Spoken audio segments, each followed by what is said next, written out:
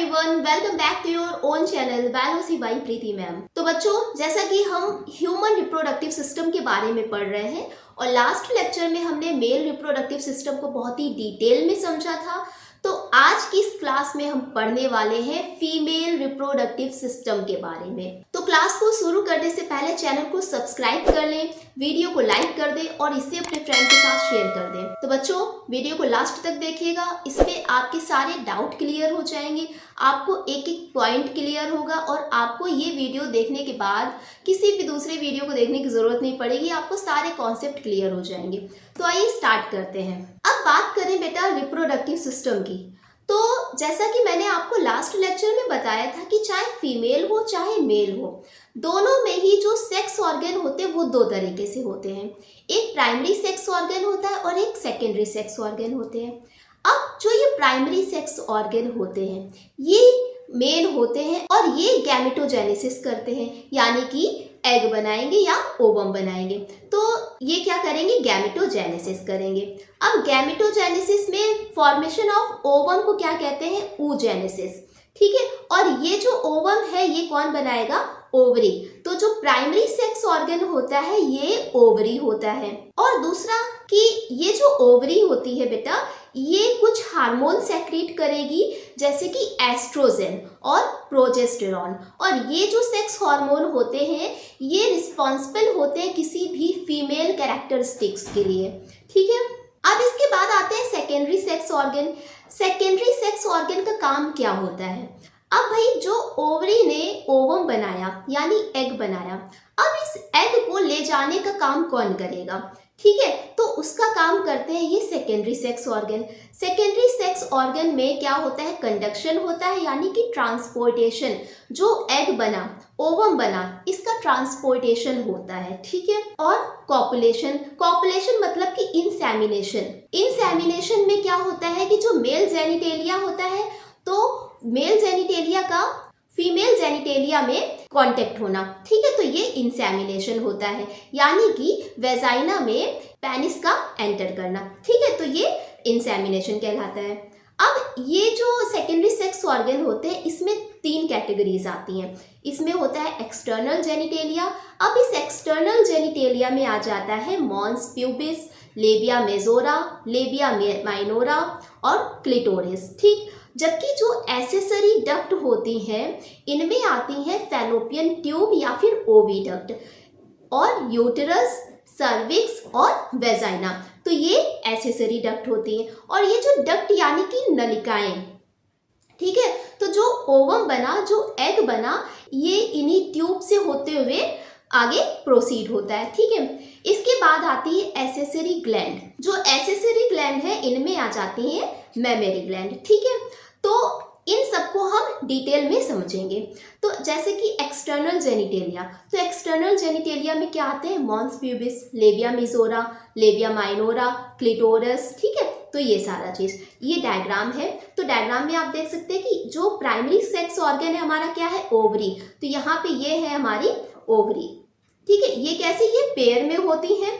और जो external genitalia होते हैं mons pubis, labia majora, labia minora और क्लाइटोरिस, इनको भी अभी हम डिटेल में समझते हैं। ठीक है, तो सबसे पहले हम बात करते हैं एक्सटर्नल रिप्रोडक्टिव पार्ट्स की। फीमेल में एक्सटर्नल रिप्रोडक्टिव पार्ट्स कौन कौन से होते हैं? तो फीमेल रिप्रोडक्टिव पार्ट में बच्चों आते हैं मॉन्स प्यूबिस। ठीक है, मॉन्स प्यूबिस क्या होता है? ये कुशनी फैटी टिश्यू होता है जो कि स्किन से कवर्ड होता है और इसमें प्यूबिक हेयर होते हैं, मतलब कि ये जो ऊपर वाला एरिया है, ठीक है, ये क्या है? ये मॉन्स प्यूबिस है और यहीं पे बेटा हेयर्स प्रेजेंट होते हैं। ठीक है, और ये जो एरिया होता है ये कुशनी होता है, यहाँ पे बहुत ज्यादा टिश्यूज प्रेजेंट होते हैं, तो ये थोड़ा फैटी होता है। ठीक है, इसके बाद आता है लेबिया मेजोरा। जो लेबिया मेजोरा होता है ये क्या होता है? फ्लैशी फोल्ड होता है that surround the vaginal opening. मतलब जो लेबिया मेजोरा है ये एक फ्लैशी टिश्यू होता है जो कि वेजाइनल ओपनिंग को कवर्ड करके रखता है। डायग्राम में आप देखिए कि ये क्या है? लेबिया मेजोरा है। ठीक है, और इस लेबिया मेजोरा पे भी हेयर्स प्रेजेंट होते हैं। ठीक है, and it protect and encloses the other outside reproductive organs. तो ये जो लेबिया मेजोरा है, ये जो रिप्रोडक्टिव ऑर्गन्स होते हैं, इंटरनल रिप्रोडक्टिव ऑर्गन्स होते हैं, इनको ये कवर करके रखता है, इनको ये प्रोटेक्ट करता है, ठीक है। और ये जो लेबिया मेजोरा है, ये analogous to the male scrotum. ये चीज आपको ध्यान रखनी है, बहुत ही ज्यादा इंपॉर्टेंट पॉइंट है कि जो लेबिया मेजोरा होता है ये मेल के स्क्रोटम का एनालॉगस होता है। यानी कि जो मेल का स्क्रोटम था, आपने पढ़ा था, मैंने आपको डिटेल में समझाया था कि स्क्रोटम का काम क्या होता है। ये स्क्रोटम टेस्टिस के टेम्परेचर को मेंटेन करके रखता है, ठीक है। तो जो स्क्रोटम है ये लेबिया मेजोरा के एनालॉगस होता है, यानी कि उसका समरूप होता है। मतलब कि जैसे मेल में स्क्रोटम प्रेजेंट था, उसी के जैसे ही यहाँ पे फीमेल में लेबिया मेजोरा प्रेजेंट है, ठीक है। इसके बाद नीचे इसके होता है बेटा लेबिया माइनोरा। और ये जो लेबिया माइनोरा होता है, it is a paired fold of tissue under लेबिया majora. Labia majora के नीचे ही प्रेजेंट होता है लेबिया माइनोरा, ठीक है। और ये कैसे होते हैं? स्मॉल लिप लाइक स्ट्रक्चर होते हैं। देखिए, लेबिया मतलब क्या होता है? लिप, ठीक है। तो जो लेबिया मेजोरा और लेबिया माइनोरा ये एक लिप लाइक स्ट्रक्चर होते हैं, ठीक है, जो कि जो रिप्रोडक्टिव ऑर्गन होते हैं, इंटरनल रिप्रोडक्टिव ऑर्गन होते हैं, उनको कवर करके रखता है, उनको ये प्रोटेक्शन करता है। इसके बाद आता है बेटा हाइमेन। हाइमेन जो है ये क्या है? वेजाइना की ओपनिंग होती है। तो जो हाइमेन है, वेजाइना की जो ओपनिंग होती है वहाँ पे एक पतली सी लेयर होती है जो कि एक टिश्यू से मिलके बनी होती है, तो उसे ही हम हाइमेन बोलते हैं, ठीक है। तो ये है हाइमेन, ठीक। तो ये क्या है? हाइमेन कहाँ पे प्रेजेंट होगी? ये वेजाइना की ओपनिंग पे प्रेजेंट होती है। अब इस हाइमेन में बेटा एक इम्पॉर्टेंट पॉइंट आता है कि जो हाइमेन होती है, कुछ लोगों का मानना होता है कि जो हाइमेन है ये वर्जिनिटी का साइन है, ठीक है। लेकिन ऐसा सोचना बिल्कुल गलत है, क्योंकि जो हाइमेन होती है ये एक पतली सी मेम्ब्रेन होती है जो कि टिश्यू से मिलके बनी होती है। और ये हाइमेन किसी भी एक्सरसाइज या फिर साइकिलिंग या फिर रेसिंग के दौरान ब्रेक हो सकती है। लेकिन फिर भी कुछ लोगों का मानना है कि जो हाइमेन होती है ये जब फर्स्ट टाइम इंटरकोर्स होता है, यानी फर्स्ट टाइम सेक्स होता है, तभी ये ब्रेक होती है। तो इसलिए ये सोचना बिल्कुल गलत है कि जो हाइमेन है वो वर्जिनिटी का साइन है, क्योंकि ये किसी भी साइकिलिंग, एक्सरसाइज और किसी भी एक्टिविटीज के दौरान ब्रेक हो सकती है। तो इसलिए इस चीज को आप हमेशा ध्यान रखें कि जो हाइमेन है ये किसी भी वर्जिनिटी का साइन नहीं है, ठीक। इसके बाद आता है सी में बेटा एक क्लिटोरस, ठीक है। जो क्लिटोरिस होता है ये क्या होता है कि the tiny finger like projection present at the upper junction of two labia minora above the urethral opening, ठीक है। मतलब कि जो लेबिया माइनोरा है, ठीक है, इसके जंक्शन पे एक ओपनिंग होती है जिसे बोलते हैं यूरिथ्रल ओपनिंग, ठीक है। ये यूरिथ्रल ओपनिंग है और इसी के ही ऊपर बेटा प्रेजेंट होती है क्लिटोरस, ठीक है, क्लिटोरियस। और ये जो यूरिथ्रल ओपनिंग है यहीं से यूरिन पास आउट होता है। एक और चीज़ की जो फीमेल होती है इनमें यूरिन पास आउट करने का और जो मेंस्ट्रुअल डिस्चार्ज होता है इसे पास आउट करने का, दोनों का रास्ता इसमें अलग होता है। जबकि जो मेल होते हैं, तो मेल रिप्रोडक्टिव सिस्टम में क्या होता है कि जो यूरिन पास आउट करने का और इजाकुलेशन का जो मार्ग होता है वो एक ही होता है। तो ये चीज़ भी आपको ध्यान रखनी है। Now comes to internal reproductive part. अब इंटरनल रिप्रोडक्टिव पार्ट में बेटा आता है सबसे पहले वेजाइना। तो वेजाइना क्या है? इट इज अ कैनाल और muscular tube which joins the cervix to the external portion of the body. जो वेजाइना है ये एक कैनाल और मस्कुलर ट्यूब होता है, ठीक है। और ये क्या करता है? सर्विक्स को एक्सटर्नल बॉडी पार्ट से ये अटैच करता है, ठीक है। अगर बात करें वेजाइना की लेंथ की, तो ये 8 to 10 सेंटीमीटर लॉन्ग होती है and it is lined with mucus membrane which is formed by stratified epithelium cell. अब ये जो वेजाइना है इसमें कुछ म्यूकस मेम्ब्रेन प्रेजेंट होती है और ये स्ट्रेटिफाइड एपिथेलियम सेल से मिलके बनी होती है। तो ये चीज भी आपको ध्यान रखना है कि जो वेजाइना है ये स्ट्रेटिफाइड एपिथेलियम सेल से मिलके बनी होती है। तो इस चीज को आपको ध्यान रखनी है। और इस वेजाइना में कुछ कुछ वेजाइनल लाइनिंग्स प्रेजेंट होती है जिसमें कि बहुत सारे फोल्ड्स होते हैं जिन्हें रुगे बोलते हैं, ठीक है। ये वेजाइना है तो इसमें बहुत सारे फोल्ड्स होते हैं, ठीक है, और इन्हीं फोल्ड्स को हम बोलते हैं रुगे। और जो वेजाइना है इसका जो मीडियम होता है ये एसिडिक होता है, ठीक है, तो पीएच इसका कितना होगा 4.5। और ये एसिडिक मीडियम वेजाइना की किसी भी इन्फेक्शन के अगेंस्ट इसकी प्रोटेक्शन करता है कि कोई भी बैक्टीरिया उस पर एंटर ना करे, ठीक है।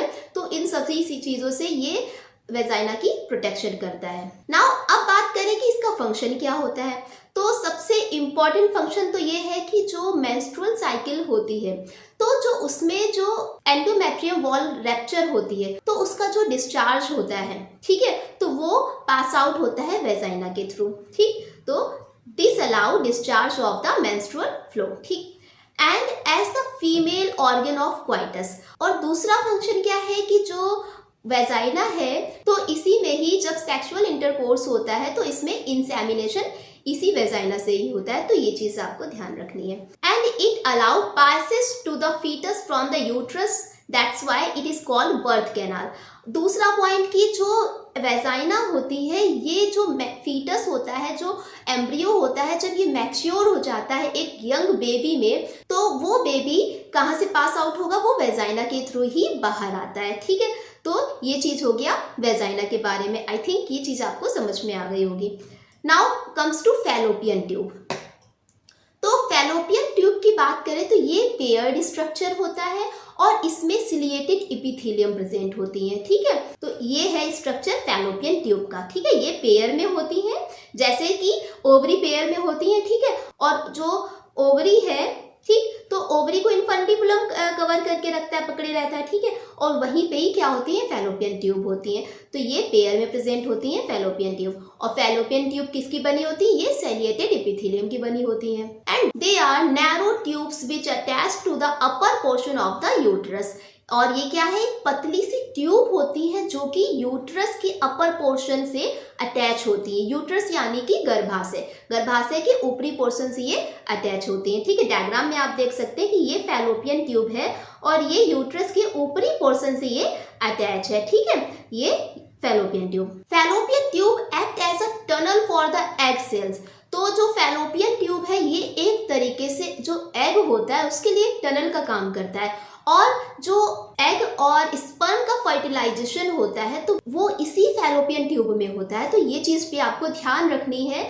आपसे क्वेश्चन में पूछा जाता है कि एग और स्पर्म, ठीक है, ओवम और स्पर्म का फर्टिलाइजेशन कहाँ पे होगा, तो वो फीमेल के फैलोपियन ट्यूब या फिर ओविडक्ट में होगा। तो दैट शुड बी रिमेम्बर। तो अब इसके बाद हम बात करेंगे ओवरी की, ठीक। तो ओवरी क्या है, ये एक पेयर्ड स्ट्रक्चर होता है, 2 ओवरी पाई जाती हैं, ठीक है। तो ये ओवरी है, ठीक है। कैसे, कितनी होगी, 2 इन नंबर होंगी, यानी कि पेयर में होंगी।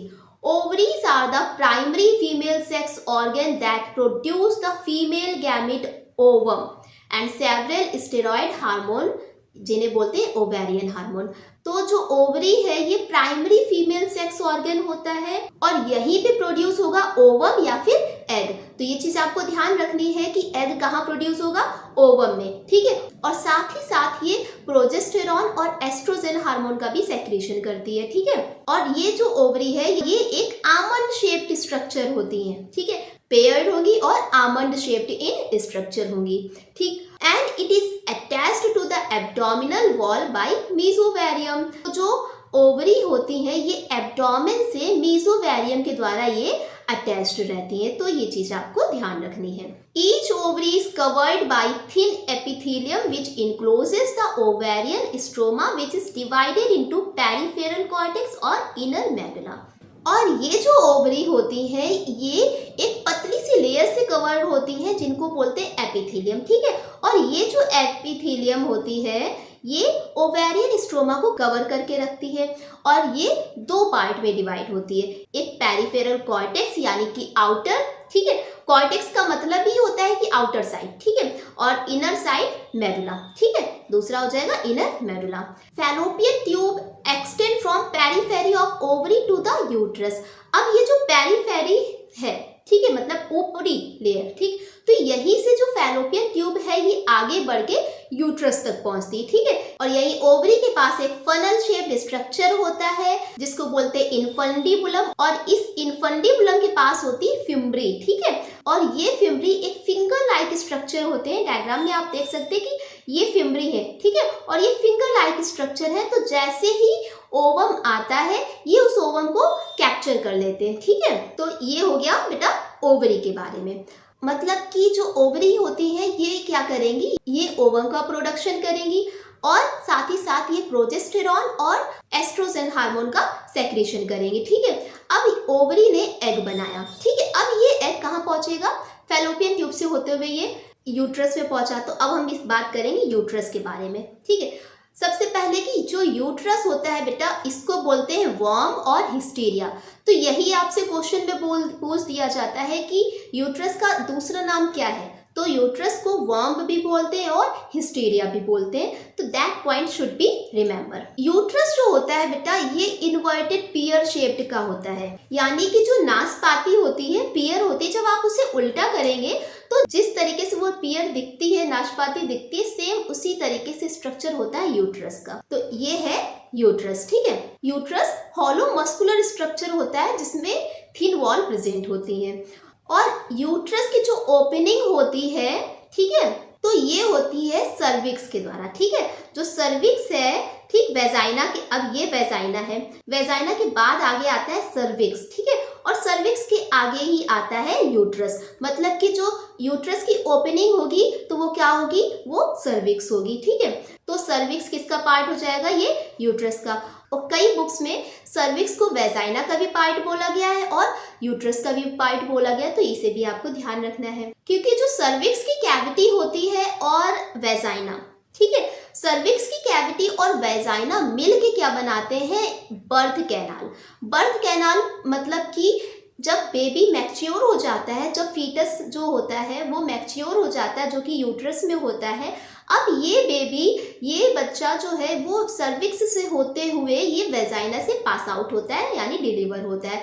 तो इसलिए जो सर्विक्स और वेजाइना है इन दोनों की कॉम्बिनेशन को हम कहते हैं बर्थ कैनाल, ठीक है, क्योंकि यहीं से ही बेबी का डिलीवरी होती है, ठीक है।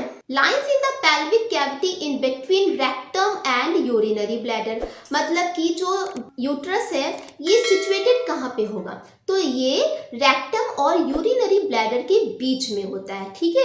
ये चीज ध्यान रखनी है कि जो यूट्रस है, ठीक है, सब वैसे लोगों का मानना होता है कि जो बच्चा है, बच्चे का डेवलपमेंट कहाँ हो रहा है, पेट में हो रहा है, लेकिन ये बात बिल्कुल गलत है। पेट में तो भाई खाना रहता है, ठीक है, पेट में तो खाना रहेगा, जबकि बच्चे का डेवलपमेंट यूट्रस में होता है, गर्भाशय में होता है। और ये गर्भाशय कहाँ पे सिचुएटेड होता है, ये रेक्टम और यूरिनरी ब्लैडर के बीच का पार्ट होता है, ठीक है।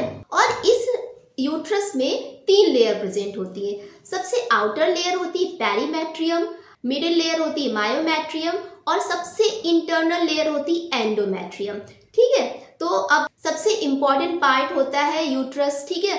तो अब जहाँ पे बेबी का मैच्योरेशन हो रहा है तो इसको कवर करके रखती है 3 लेयर, जो पेरीमेट्रियम होगी, आउटर लेयर होगी, मायो मतलब मिडिल, ठीक। और ये जो मिडिल लेयर होती है यानी मायोमेट्रियम है, ये स्मूथ मसल्स की बनी होती है और इसी में क्या होता है, जब बेबी का डिलीवरी होती है, ठीक है, यानी कि बच्चा जब बाहर आता है तो ये जो मायोमेट्रियम होती है कॉन्ट्रैक्ट होती है, ठीक है, ये बढ़ जाती है, कॉन्ट्रैक्ट होती है, ठीक है, जिससे कि बेबी का बर्थ इजीली हो पाए।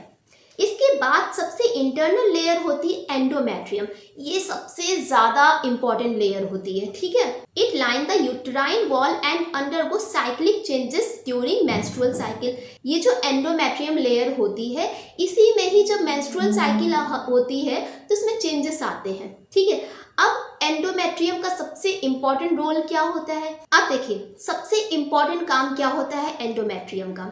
तो जो हमारा यूट्रस होता है यानी गर्भाशय होता है, तो इसमें जो ओवरी के द्वारा एग रिलीज होता है, एग प्रोड्यूस होता है, ये यहाँ पे प्रेजेंट है, ठीक है।